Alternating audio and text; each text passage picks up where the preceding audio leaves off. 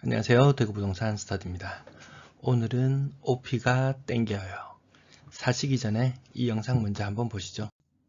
가장 최근에 나온 뉴스인데요. 12월 28일자 헤럴드 경제입니다. 100대1 아파트 이어 수천대1 오피스텔도 계약 포기 속출. 수천대1 오피스텔 계약 포기 속출. 상세 내용 보시면은 아파트에 이어 오피스텔에도 이상한 분위기가 감지된다. 1000대1이 넘는 청약 광풍이 벌어진 바 있다. 150실 모집에 10만의 청약자가 모여서 712대 1. 최고 경쟁률은 1150대 1. 712, 700 정도로 보시면 되겠네요. 보시죠.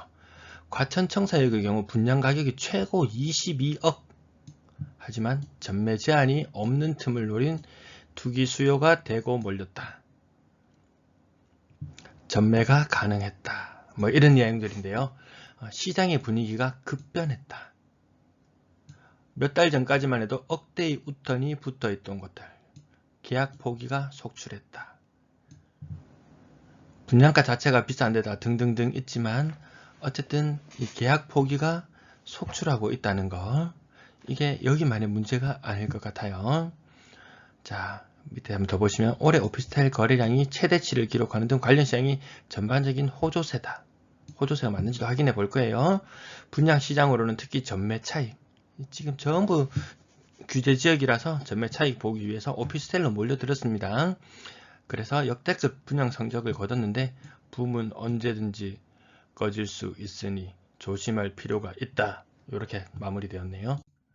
자, 대구 지역 여기 뜨거웠던 거 있습니다. 아까 700대 1 정도였는데 평균 경쟁률 아까 뉴스에서 봤던 그곳보다 조금 못 미치지만 대구역 자이더스타 대단합니다. 거의 700대 1 전국구 다 몰려들었습니다. 주변 사람들 아마 이 방송 보시는 주변 사람들도 청약 많이 넣으셨을 거예요. 넣자마자 게시판에 청약 당첨된 거 산다고, 전매하는 거 산다고 글이 며칠 막 올라왔습니다. 이 삐끼질인지는 모르겠어요. 한 며칠 바짝 올라오다가 와, 이거 분위기 좋네, 계약해야지, 이런 분위기 싹 만들어 놓고 그 이후에 대구역 자이더스타 여기에 대해서 언급하는 글 하나라도 본 적 있습니까? 본 적 있으세요, 여러분들?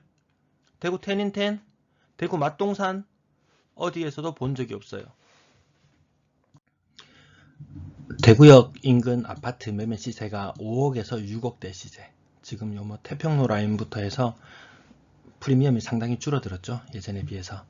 오피스텔은 전용 84. 가보면 혹합니다. 아주 내부 잘 되어 있습니다. 중도금 대출 무이자에 계약금만 있으면 된다. 계약금만. 자금 부담이 적어서 향후 시세 차익이 기대감도 높다. 과연 시세 차익이 얼마나 될지. 4억 전후의 분양가라고 했는데 이거 뭐 4억 후라고 봐도 되겠죠. 평균 뭐 한 4억 3천만원, 4억 2천만원 이렇게 보시면 될 것 같네요. 삐까번쩍합니다. 오피스텔이 이게 주거로 보느냐 아니 뭐 사무 공간으로 보느냐 차이가 있는데, 아마 추후에 뭐 세금 거치는 곳이 없으면 오피스텔도 이게 조사를 해가지고 주거용으로 확인될 거예요. 나 1주택 가지고 있고 1오피스텔을 가지고 있다가 얘를 팔려고 했는데 알고 보니까 실제 주거로 이용되었다. 뭐 전기, 가스, 수도 뭐 사용 등등 보니까 이게 사무 공간에서 쓰는 게 아니다. 실제로 뭐 조사해서 이 양도세 엄청나게 부과된 사례들도 있습니다. 자, 오피스텔 분양 물량 얼마나 됐을까? 굉장히 많아요. 대구에 입주 물량, 뭐 적정 가구수 계산할 때 보통 아파트만 계산해서 넣어요.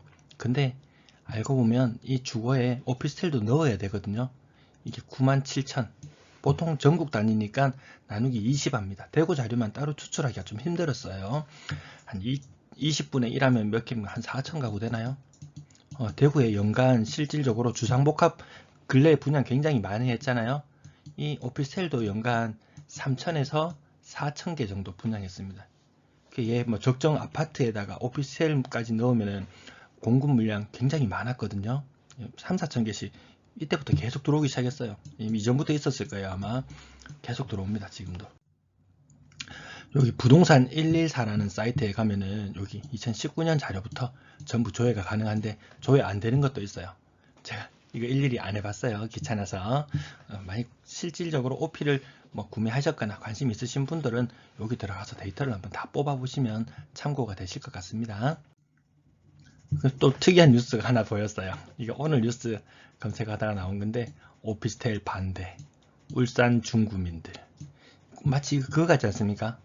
이 원룸, 대학가 주변의 원룸촌에 있는 그 원룸 주인들이 주변에 뭐 대학교에 기숙사를 지으면 반대한다.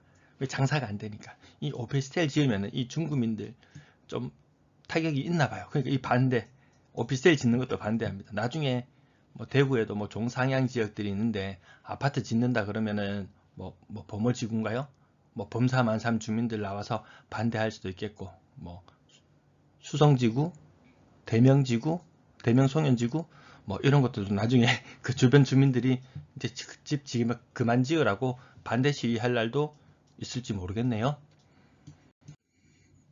OP 거래량 한번 보시죠. 연간 한 100건 정도 선에서 거래가 되고 있죠. 50에서 100건. 얘는 평균하면 이 정도 수준입니다. 거래량 많지 않습니다. 실제 공급되는 물량 전체 개수 대비 많지 않아요. 거래대금 보시면 157억 많지 않습니다. 아까 저기 대구역 한 80세대 됐나요? 4억짜리 80세대 하면 320억이죠. 엄청난. 근데 이런 것들이, 이런 오피스텔이 군데군데 주상복합 짓는 곳에 굉장히 많이 포함되어 있습니다. 건당 거래대금 보시면 1억 6천만원 정도. 근데 아까 분양가 얼마였죠? 4억. 물론 여는 규모 작은 오피스텔도 많이 있어서 금액이 많이 떨어지겠지만, 어쨌든 평균적으로 거래되는 대금을 생각해 본다면은 저거 4억 과연 거래가 나중에 잘 될까? 대구 사람들 오피스텔 선호하지 않죠. 가격대별 거래량 보시면 일단 전체적인 거래량은 오피스텔이 절대적인 물량이 많이 늘어났기 때문에 거래량도 많이 늘어났습니다. 예전에 2017, 18, 19년 대비 한 2배 정도 늘어났네요. 그래봐야 몇 건? 100건 정도, 월 100건 정도 거래입니다. 3억 미만 거래 비율이 어떻게 되냐 보니까 근래에는 100%, 한 90% 이상은 3억 미만이라는 거죠. 4억짜리가 과연 얼마나 거래가 될 수 있을지. 이 초록색 구간이 3억에서 4억이고 4억 이상이 하늘색 이 부분입니다. 이 부분 너무 작아서 보이지도 않죠. 거의 거래가 안 된다는 의미입니다. 6억 이상 거래량이 어떻게 됐냐 보니까 저 4억 4천에 분양받아서 초고층 뭐 5억에 6억에 팔고 싶겠죠. 하지만 거래는 거의 되지 않을 거라는 거. 6억 이상 거래 비율 보니까 아주 가뭄에 콩나듯이 몇 건씩 거래되는 그 정도 수준이 단 것 같네요. OP 구군별 거래량, 오피스텔 구군별로 많이도 있습니다. 생각보다 중구나 뭐 수성구나 이런 걸 많은 곳으로 보이지만, 이 동구, 북구, 달성군에도 오피스텔이 많고 군데군데 굉장히 많이 있어요. 전세 거래량 월 한 70건 정도 거래되는 모습이네요.